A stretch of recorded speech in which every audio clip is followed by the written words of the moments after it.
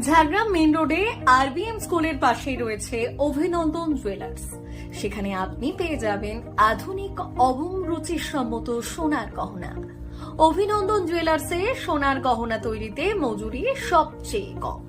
মজুরিতে আরো আকর্ষণীয় ছাড় পাবেন বলে জানিয়েছে অভিনন্দন জুয়েলার্স। যদি আপনার এক লক্ষে পুরো টাকা দেওয়ার সমস্যা থাকে, তাতেও কোনো সমস্যা নেই।